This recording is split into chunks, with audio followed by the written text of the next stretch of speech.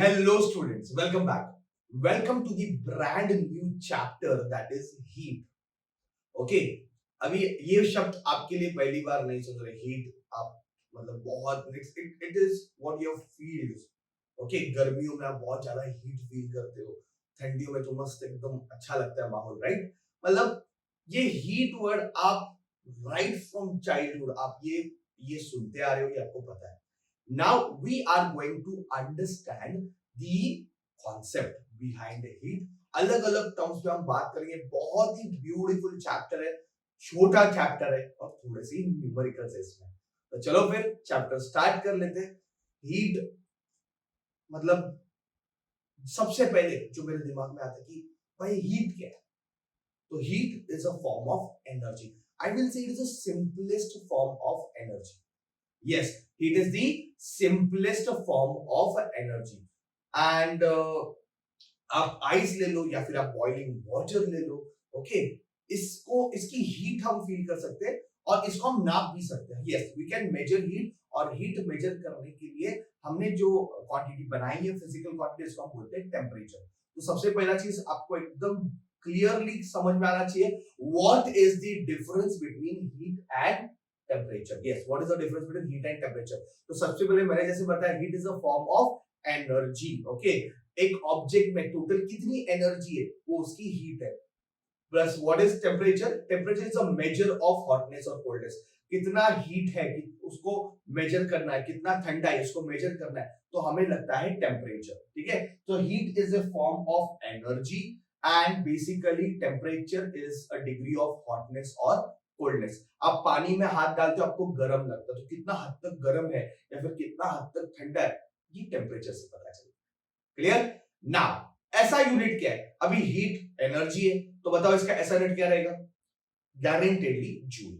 और टेम्परेचर का क्या है? सेल्सियस है, या फिर आगे जाके आप पढ़ोगे केल्विन है. तो ऐसा unit is kelvin. Yes, heat हमेशा पॉजिटिव रहती है क्योंकि energy is always positive. Answer आते हैं इसके.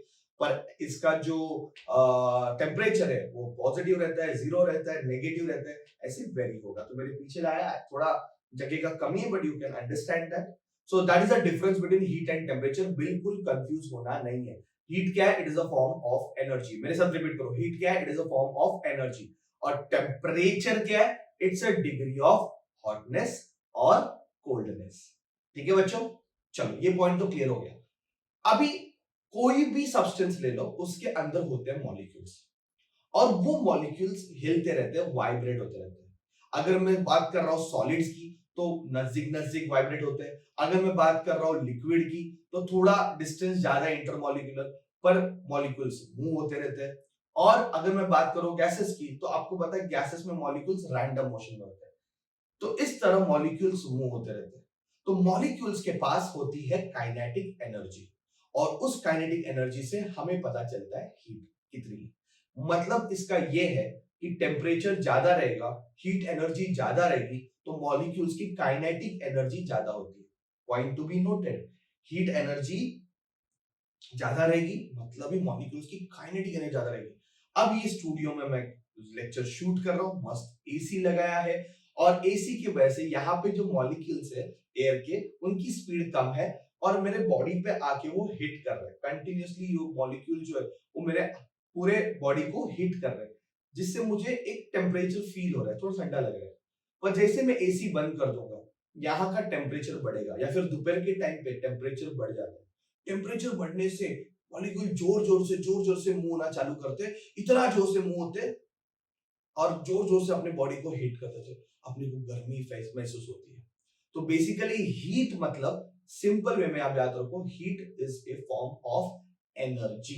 ओके, और ये एनर्जी मॉलिक्यूल्स में होती है, जिनसे मॉलिक्यूल्स मूव होते रहते हैं, उनके पास काइनेटिक एनर्जी होती है. मॉलिक्यूल्स के पास क्या होती है? Kinetic energy. आप पीछे देख सकते हो, ये गैस मॉलिक्यूल्स है, इनके पास काइनेटिक एनर्जी है. और जो ब्लू वाले और रेड वाले की कंपेयर करोगे तो ब्लू वालों का स्पीड थोड़ा कम है और रेड वालों का स्पीड थोड़ा ज्यादा है, क्योंकि उनका टेम्परेचर ज्यादा है. Is it clear? I hope this is very very clear. अभी जो कॉन्सेप्ट हम इस टॉपिक में पढ़ने वाले हैं, enough with the introduction. Latent heat मतलब क्या? यस, हम इसी चीज पे आप फोकस करेंगे. What is latent heat? Basically मैं आपको एकदम सिंपल वे में बता देता हूं. सोचो आपने आइस को हीट किया, आइस को जब आप हीट करते हो तो आइस वाटर में कन्वर्ट होता है, मतलब आइस हीट एब्जॉर्ब करता है। बात को समझो, आपने आइस को हीट किया, आइस ने हीट एब्जॉर्ब किया, आइस ने हीट एब्जॉर्ब किया, आइस के मॉलिक्यूल दूर दूर चले गए और वो लिक्विड में कन्वर्ट हो गए।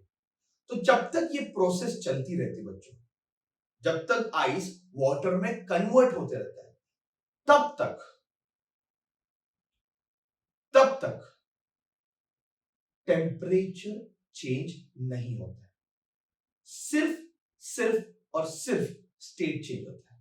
यस बच्चों, आइस वाटर में कन्वर्ट होता है 0 डिग्री सेल्सियस। जब तक वो पूरी तरह से, जब तक उसका लास्ट मॉलिक्यूल भी वाटर में कन्वर्ट नहीं हो जाता, तब तक उसका टेम्परेचर चेंज नहीं होता। तो कांस्टेंट टेम्परेचर पे ये प्रोसेस चलती है। तो आइस जो भी हीट एब्जॉर्ब कर रही है वो स्टेट चेंज करने के लिए यूज हो रही है, इसको हम बोलते हैं लेटेंट हीट। या फिर वाटर को बॉइलिंग पॉइंट पे वो स्टीम में कन्वर्ट हो जाती है, वेपर्स में कन्वर्ट हो जाती है, तो वो टेम्परेचर रुक जाता है 100 डिग्री सेल्सियस पे, उसके ऊपर नहीं जाता। तो 100 डिग्री सेल्सियस पे वाटर स्टीम में कन्वर्ट होते रहते हैं, अपना स्टेट चेंज कर रहे थे, लिक्विड से गैसेस फॉर्म में जा रही है। तो हीट एब्जॉर्ब होता है स्टेट चेंज करने के लिए, उसको हम बोलते हैं latent heat. I hope this is very simple. So latent heat is basically heat which is absorb by the body to change the state.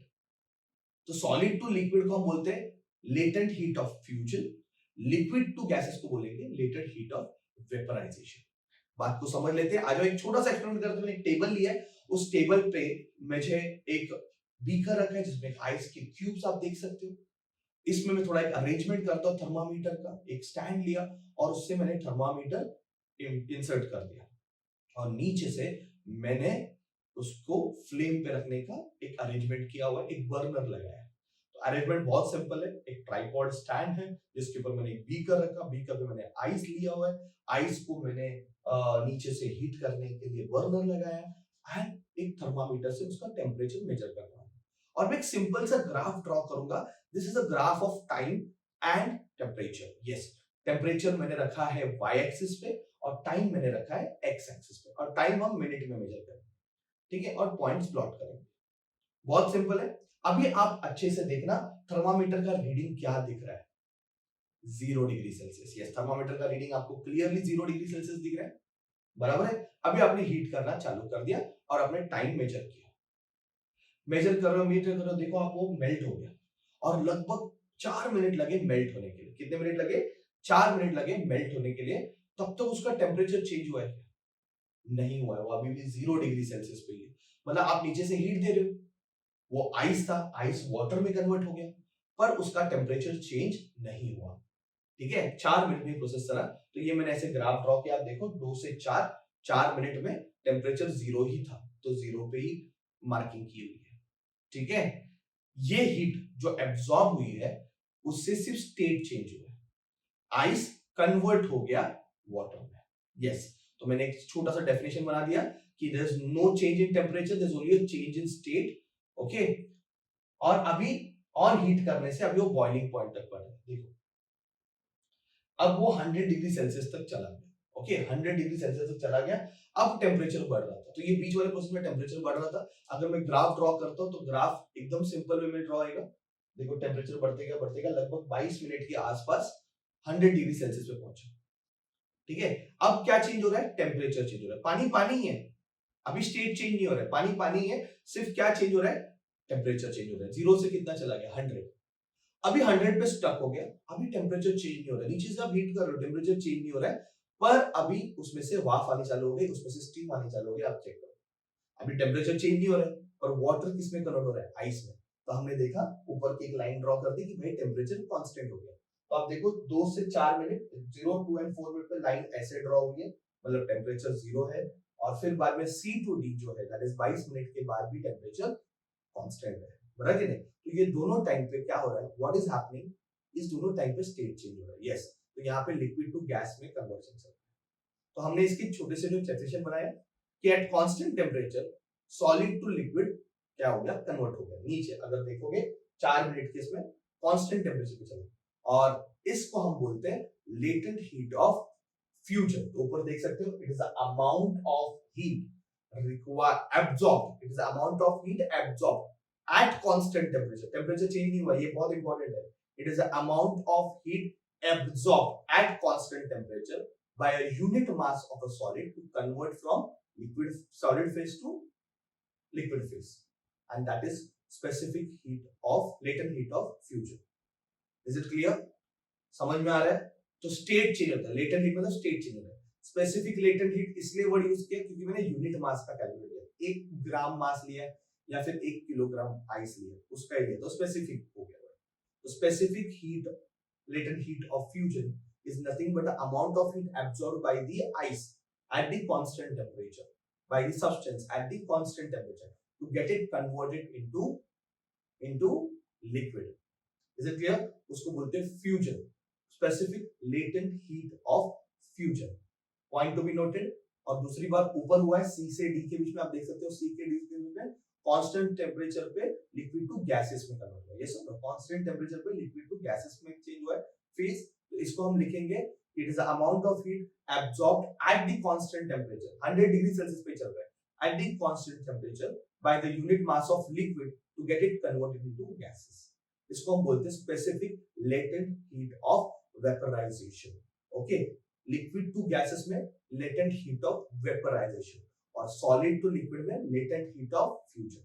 बहुत सिंपल है, ठीक है, सिंपल वे में याद रखो, स्टेट चेंज होते हो टेम्परेचर चेंज नहीं होता, टेम्परेचर चेंज होता है स्टेट चेंज होता है। पहला सॉलिड मतलब आइस, मैं आइस का एग्जांपल तो आइस इसमें कन्वर्ट हो गया वाटर में, टेम्परेचर चेंज नहीं हुआ पर स्टेट चेंज हो गया, वो होता है लेटेंट हीट। फिर टेम्परेचर 0 से 100 बना, मतलब टेम्परेचर चेंज होता है, स्टेट नहीं चेंज होता। आगे जाके देखेंगे इसको स्पेसिफिक हीट बोलते हैं, क्या बोलते हैं इसको? Specific heat. आगे आगे नहीं, अगले लेक्चर में देखेंगे, आगे 5th या 6th लेक्चर में हम देखेंगे वो होते हैं स्पेसिफिक हीट। और वापस 100 डिग्री सेल्सियस पे क्या हुआ? लिक्विड वेपर मतलब गैस में कन्वर्ट हो गया, वो होता है लेटेंट हीट ऑफ वेपराइजेशन। तो स्टेट चेंज करने के लिए जो हीट लगता है उसको बोलते हैं लेटेंट हीट, बस इतना ही याद रखो। स्टेट चेंज करने के लिए जो हीट लगता है उसको बोलते हैं लेटेंट हीट। डन?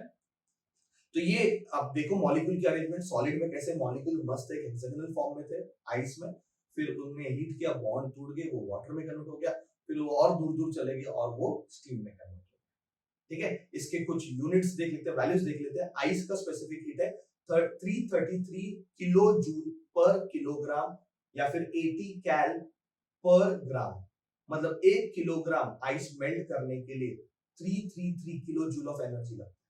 ओके, वो होती है specific heat of fusion ice की। और वाटर में कन्वर्ट होने के, वाटर को स्टीम में कन्वर्ट होने के लिए देखो आप 2256 किलो जूल पर किलोग्राम, मतलब 1 किलोग्राम पानी लिया, उसको पूरी तरह से वेपर में कन्वर्ट करने के लिए कितनी एनर्जी लगने वाली है? 2256। आप लिख सकते हो यहाँ पे ये 2256 या फिर 540 कैलोरी एनर्जी लगेगी। आगे जाके हम यूनिट्स भी देखेंगे, कैलोरी क्या होता है, किलो कैलोरी क्या होता है, आगे लेक्चर में। I hope you got it. This was a very simple topic based on latent heat. State change करते हैं जो हीट एब्जॉर्ब होती है उसको हम बोलते हैं, या फिर जो स्टेट चेंज करते जो हीट लगती है एब्जॉर्ब होगी या रिलीज होगी उसको हम बोलते हैं latent heat. Is it clear? I hope you got it. It's a very simple topic. अगले लेक्चर में और भी मजा आएगा और भी बहुत सारी चीजें हम देखने वाले हैं। Till that time all of you, thank you very much.